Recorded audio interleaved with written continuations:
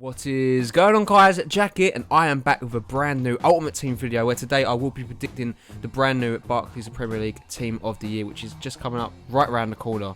Without further ado, we're going to do the bench and then move on to the starting 11. So without further ado, let's get on to the first player, Sergio Aguero of Manchester City. Now, he's had a bit of an up and down time in the league this year with injuries, but he's come back and he's a solid player and he deserves a place in the Team of the Year for at least that's what I believe anyway.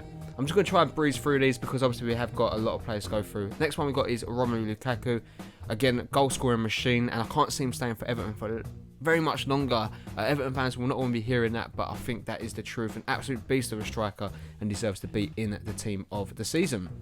Next player we do have is a player that did feature in my most consistent or most underrated team of the season, but I believe he will actually probably get the card. It is Moussa Dembele.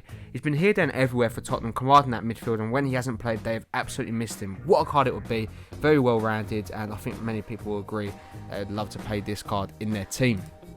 Next one we do have is Liverpool's Roberto Firmino. Now, didn't have the best of starts to the season, but once he got into his own, he really did cause a lot of problems and was a menace in midfield and up front when he did play for Jurgen Klopp's side. Very good goals he scored, and it's turned out to be a really good signing for him. Next one I do have is Kevin De Bruyne, someone that's hit the ground running and due to injury has been out for a little bit of the season.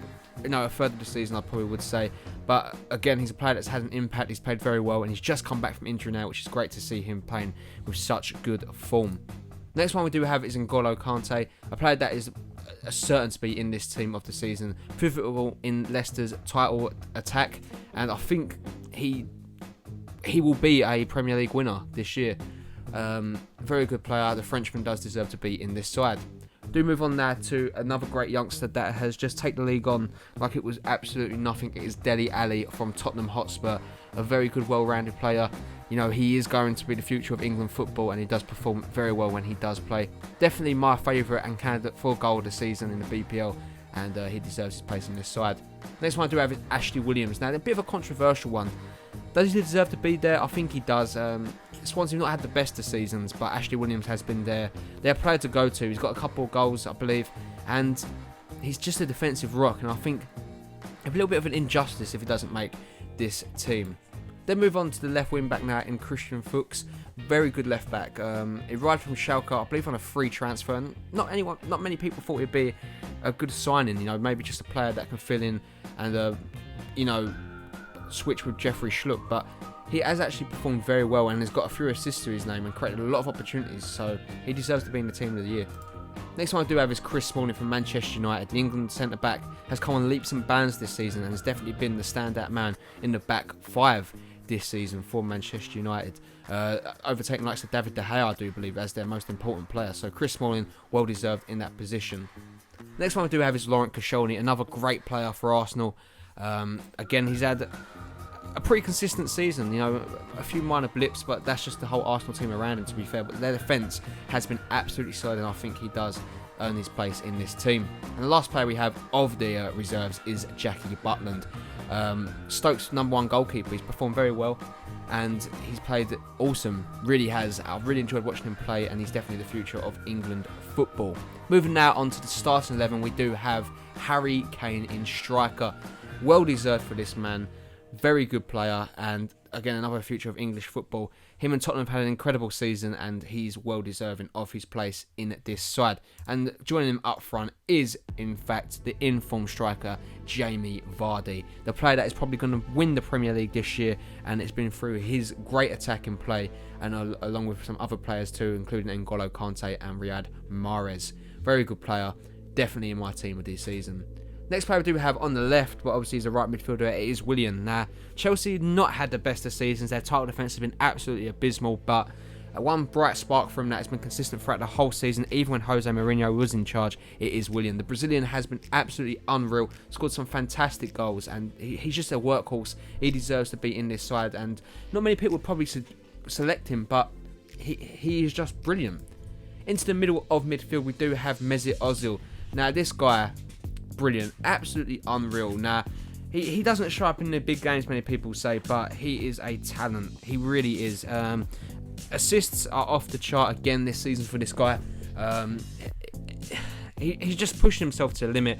I don't think he'll be at Arsenal for many other seasons. I think he's too good for Arsenal, and Arsenal fans will not like hearing that, but that is the truth.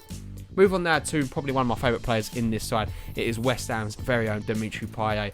The midfielder has joined the club for around about 10 million. He's my sign of the season, up there with N'Golo Kante. But Dimitri Payet deserves to be in this side. Free kick is unreal.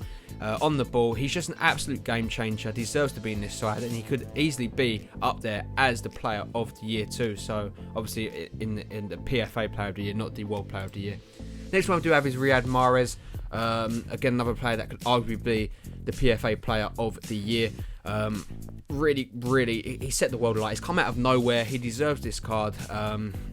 He's so technical on the ball. He is so confident, and he's definitely been at the forefront of all of Leicester's attacking plays, and that's why he makes this team. The next player we do have is Nacho Monreal, the left back.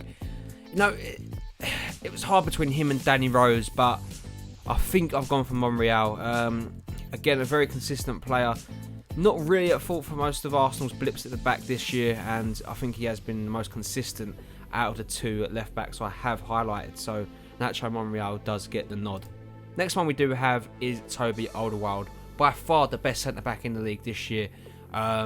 Southampton fans, look away, because you're going to be absolutely gutted that you've not got this player under your tenure, because he is unreal. He really is. The Belgian has been the best centre back in the league and very much deserved of that rating. I think that should be his base rating for next year. What a player Toby Alderweireld is. I mean, he's the partner will be Robert Hoof. Not many people would be expecting this guy to be in the team of the season. Not many people expect him to win another Premier League medal, but he has. He's left Stoke, joined Leicester, and been at the forefront of all their attacks here. He's got some goals too.